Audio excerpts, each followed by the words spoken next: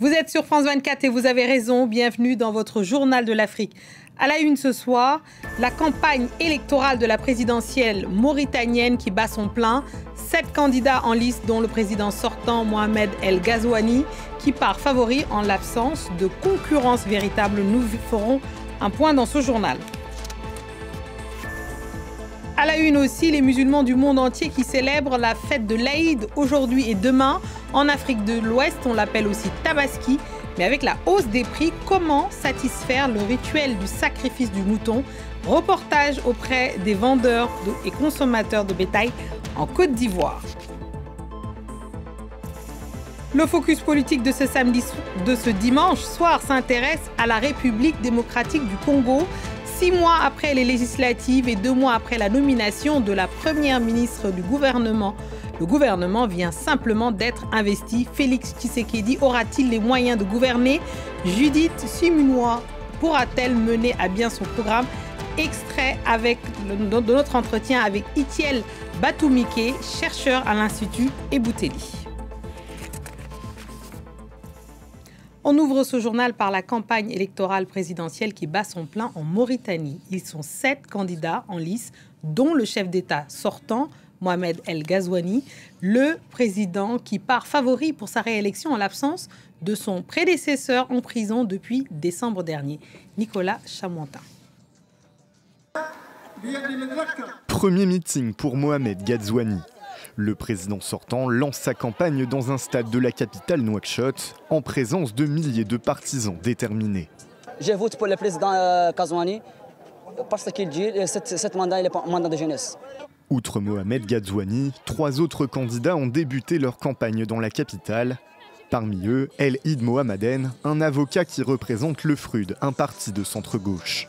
On veut le changement, parce que Maître Id, pour moi quand même, je ne vais pas regarder à cause qu'il est négro ou quelque chose comme ça, parce qu'il me plaît. À cause de ça, que je suis avec lui quand même. C'est ça qui me plaît. Principal opposant au président sortant, Biram Abeid, candidat depuis le mois d'avril, le militant des droits humains veut mettre fin aux violences contre les citoyens noirs. Je vous annonce ma détermination à mener le combat contre la tyrannie, contre l'oppression, contre la trahison du peuple. Mohamed Ghazouani est favori à sa propre succession. Le chef de l'État ne subira pas la concurrence de son prédécesseur Mohamed Abdelaziz, emprisonné depuis décembre dernier dans une affaire d'enrichissement illégal et dont la candidature n'a pas été retenue. La campagne durera jusqu'au 27 juin, 2 jours avant la tenue du scrutin. Les musulmans du monde entier célèbrent aujourd'hui et demain l'Aïd el-Kébir, autrement appelé Tabaski, dans plusieurs pays d'Afrique de l'Ouest. C'est la fête où il est de coutume de sacrifier un mouton. Mais comment cette année, avec la hausse des prix, faire pour satisfaire justement ce rituel, comme ici en Côte d'Ivoire où les vendeurs de bétail et les consommateurs font face à de grosses difficultés. Le reportage de Julia Guggenheim et Makamara. Sur les marchés à bétail d'Abidjan, quelques jours avant la Tabaski, la question de l'approvisionnement inquiète. Le pays produit à peine 50% du bétail qu'il consomme chaque année. Au niveau du Mali, du Niger et du Burkina, les zones de production, il y a un problème sécuritaire. Voilà, donc ce qui fatigue un peu les producteurs. Donc cette année, l'approvisionnement était prévisible que la Côte d'Ivoire ne soit pas bien approvisionnée. Défi supplémentaire cette année, le marché aux moutons, traditionnellement hébergé sur ce même site, dans la commune de Port-Bouët, a été détruit par les autorités quelques jours seulement avant la fête. Voilà ce qu'il en reste, des gravats et de la boue. Les commerçants ont été délocalisés, contraints de s'installer provisoirement ici, dans la commune d'Adjamé, un site qu'ils considèrent comme inadapté. Le coin est un peu dégradé. Vraiment, les clients aussi ont des difficultés aussi à rentrer sur le marché. À partir de là, jusqu'à le drapeau, voilà, c'est électrifié. Mais derrière moi, juste là, pour aller jusqu'à l'autre côté, il n'y a pas d'électricité. Voilà, on a un problème d'eau. Les forages sont très loin de nous. Quand même, ils ont mis des tuyaux, mais ce n'est pas arrivé à notre niveau, ce n'est pas suffisant. Une série de problèmes qui ont forcément impacté le consommateur.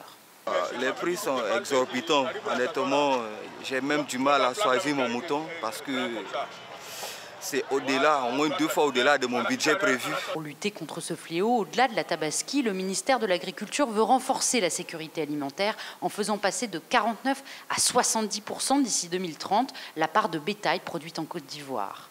En Côte d'Ivoire, toutes les conditions climatiques, toutes les conditions podologiques sont favorables à la production de tout ce qui est protéines animales. Donc maintenant, c'est comment faire la promotion de ce métier, comment faire la promotion de certaines initiatives, comment inciter aussi les investisseurs à vouloir venir investir aussi dans des structures qui sont performantes.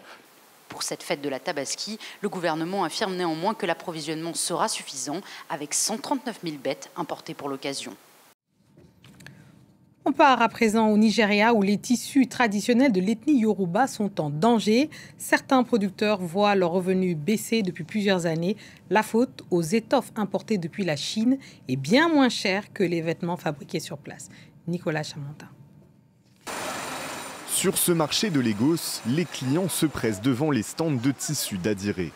Sur les étals, des étoffes fabriquées au Nigeria et d'autres en provenance de Chine. Certains clients optent finalement pour ces dernières à cause de l'inflation. Oui, c'est bon marché. C'est vraiment bon marché. Surtout vu la quantité que j'achète. En moyenne, les tissus chinois coûtent 2 fois moins cher que ceux fabriqués au Nigeria. Alors que les originaux sont noués et pliés à la main puis teints à l'indigo, les contrefaçons sont fabriquées en polyester. Une concurrence qui inquiète à Abeokuta, la capitale de l'Adiré. Ici, plus de 2000 marchands et producteurs vivent de leur artisanat. Beaucoup ont vu leur chiffre d'affaires baisser lorsque les tissus contrefaits sont arrivés de Chine il y a une dizaine d'années. Les Chinois ont simplement volé ce que nous avons créé nous-mêmes. Et ils l'utilisent. Ils n'y attachent pas la même valeur que nous. Ils ne se soucient pas des efforts de création. Les pouvoirs publics ont proposé aux producteurs de fabriquer leurs tissus avec des machines, impensable pour certains qui assurent que cela mettrait fin à leur tradition. L'Adiré est en effet emblématique de la culture des Yoruba, une ethnie qui représente environ 15% de la population nigériane. On passe au focus de ce dimanche soir qui s'intéresse à la politique congolaise. Ce 11 juin, un gouvernement a enfin été investi. Enfin, alors ça faisait 6 mois que le parti présidentiel a remporté les législatives et 2 mois que Judith Sumunwa a été nommée première ministre. Pour décrypter cette séquence politique, on retrouve à Mons en Belgique Itiel Batumike, chercheur à l'Institut Ebouteli, un institut congolais de recherche sur la politique et la gouvernance, justement, et la violence. Merci, Itiel Batumike, de nous retrouver. Expliquez-nous déjà pourquoi ça a pris autant de temps, 6 mois, pour former ce gouvernement.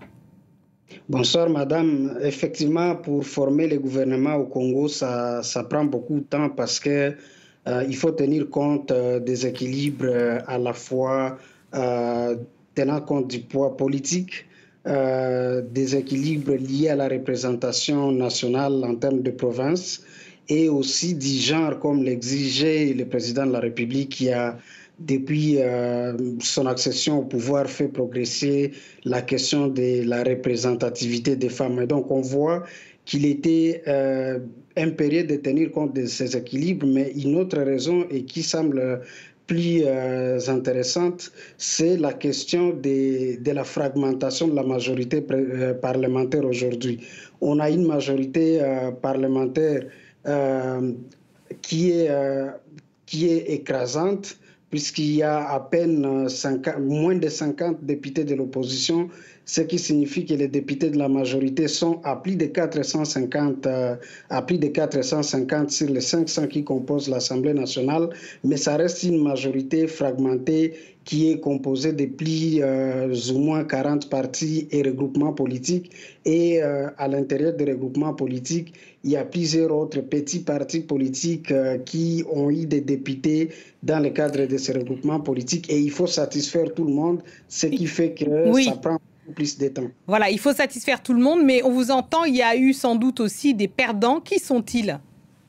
Alors les perdants aujourd'hui, si on peut le dire, même si ils ont du mal à s'afficher publiquement, à afficher publiquement leur frustration, on voit qu'il y a l'AFDC de l'ancien président du Sénat, Modeste Bahati Lukwebo, ou même les MLC de Jean-Pierre Bemba qui était à la défense et qui a été permuté au transport. Même l'INC de Vital Kamerhe semble ne pas être satisfaite, bien qu'elle se calme parce qu'aujourd'hui, elle a la présidence de l'Assemblée nationale.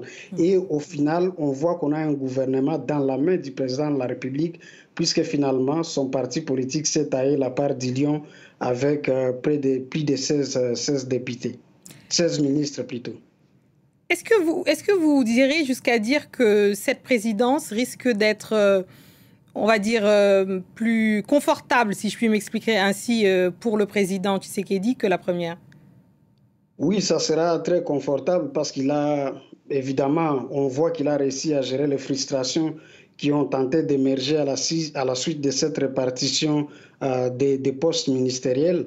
Et la situation actuelle aujourd'hui, il la contrôle parfaitement, contrairement au premier mandat où il cohabitait presque avec son prédécesseur qui disposait la majorité à l'Assemblée nationale. Aujourd'hui, il y a eu retournement de la situation, c'est lui qui contrôle et on voit qu'il a la parfaite maîtrise de l'Assemblée nationale où on a vu même qu'il a arbitré même entre ses alliés à travers les primaires pour montrer qu'il restait au centre du jeu politique.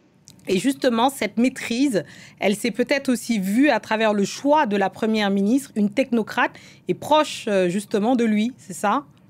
Justement, parce qu'on a vu que même dans ce gouvernement, en commençant par la première ministre, qui est une technocrate, qui n'est pas connue dans l'échiquier politique congolais, mais pour sa technocratie, elle jouit d'un profil assez intéressant au regard de son parcours, notamment dans les agences onusiennes et dans certains cabinets par le passé, notamment celui du président de la République. On peut donc comprendre que le président de la République a privilégié le choix de la compétence, le choix de la technocratie. Et ça, ce n'est pas que pour la première ministre, mais aussi pour certains membres du gouvernement, pour lesquels même il est parti jusqu'à imposer ses choix à certains partis politiques qui lui ont proposé des noms. Dites-nous, Itiel, justement, Batumike, Judith Sumunwa, quels sont justement les défis auxquels elle doit faire face pour cette mandature?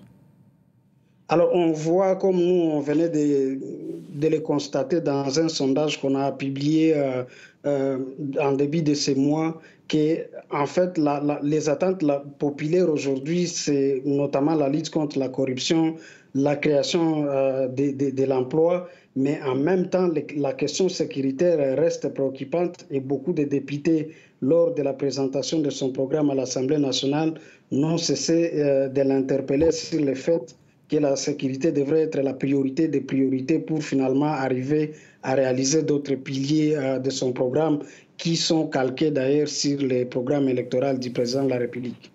Mais on imagine assez aisément que la sécurité va être plus prioritaire pour les gens de l'Est où il y a les conflits et l'emploi pour les autres régions du Congo, non? Évidemment, c'est ce qu'a démontré notre sondage. À l'Est, c'est beaucoup plus les questions sécuritaires qui constituent les priorités, alors qu'à l'Ouest et dans d'autres régions du pays, c'est beaucoup plus les questions liées au pouvoir d'achat des Congolais, la stabilisation du franc congolais par rapport au dollar et les questions d'accès à l'emploi, mais aussi l'amélioration des services sociaux de base telle que la question de la gratuité de l'enseignement qui a permis en fait à ce qu'il y ait une augmentation du nombre d'élèves dans les écoles, mais en même temps la qualité laisse à désirer et la première ministre et son gouvernement sont attendus sur ces aspects pour essayer de corriger les erreurs qui peuvent se retrouver dans ces différents programmes du premier quinquennat du président de la République. Merci infiniment, Itiel Batumike, justement, d'être intervenu sur notre plateau dans le JTA de France 24. Vous êtes chercheur à l'Institut Eboutelli. Merci infiniment. Merci. Et c'est ainsi que nous refermons notre journal de l'Afrique. Merci à tous ceux qui nous ont suivis partout dans le monde, et en particulier ceux de Kinshasa à Nouakchott en passant par Lagos. Et j'en profite pour souhaiter une belle fête de l'Aïd, ou Deweneti, bonne Tabaski à tous. Restez avec nous car l'actualité continue sur France 24.